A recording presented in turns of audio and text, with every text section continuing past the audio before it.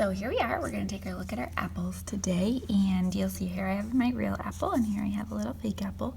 So they're pretty similar, same kind. You'll notice that these apples have stripes that seem to go up and down or vertical from our apples, right? Now not all apples have that, but for today's lesson that's what we're going to be focusing on for our apples that we'll use with our pumpkin drawings. As you do, you also notice the different colorings. We have some yellows and reds and greens and browns for our top. So I selected my color palette here and I pulled out those colors.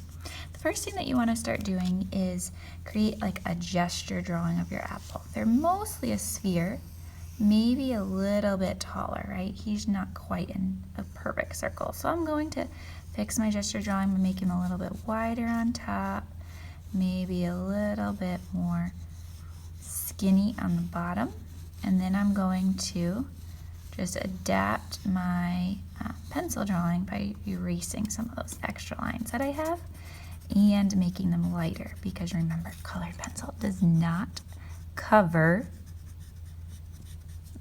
or when it covers regular pencil you can't erase anymore. So I'm going to make that as light as I can while I'm still seeing it very clearly.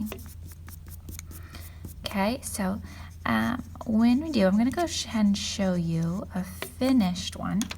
You'll notice that I'm really following the contour lines of my apple here, right? Because we know our apples are rounded and they go in this direction and also this direction. So as I shade, I want to think about following the same direction of my apple, and that will really help me get a more realistic round shape, just like we did with our spheres. So I'll take a look here. I'm going to make my top of my apple on this direction here. So I'm going to give myself its little stem depending on where I see my apple's direction. And I'll draw in that stem there coming from the center. And then I'm going to go ahead and turn my paper so I can follow that contour shape. Remember, just like our pumpkins, if the direction goes this way, that's what we're going to start with, right? From the center of our apple down. And if the apple or the contour line goes this direction, I'm going to switch to that direction there.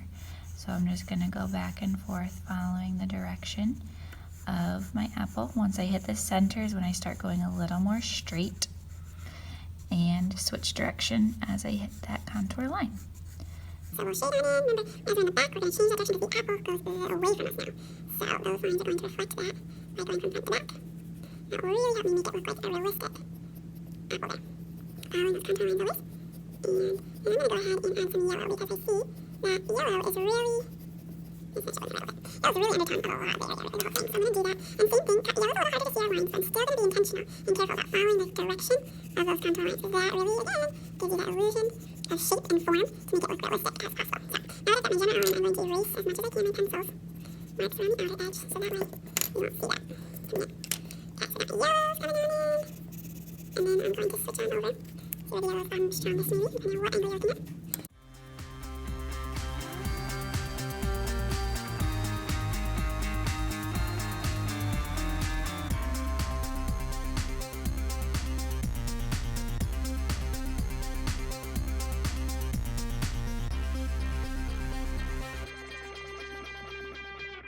And this time I'm going to start picking up my pencil every time I do a line.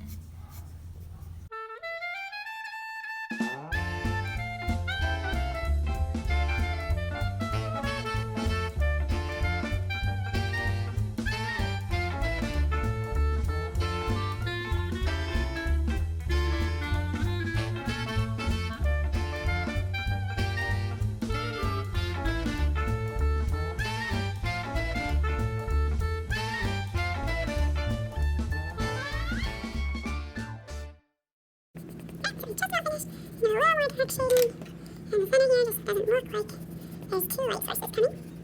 Maybe I'll give a little bit of that dark here if he's in the ground. I'll take my brown as it sits. You can see, again, the real light sources, so we're looking from a different angle in the camera, so there's some shadow on the ground, so I'm just going to shade that to reflect that. The pumpkin would be here, so it would be running up against my pumpkin over there. Okay, and then, just like that. Okay, take a step away, look at it, see where you can increase any more dark to light highlights, and there you go.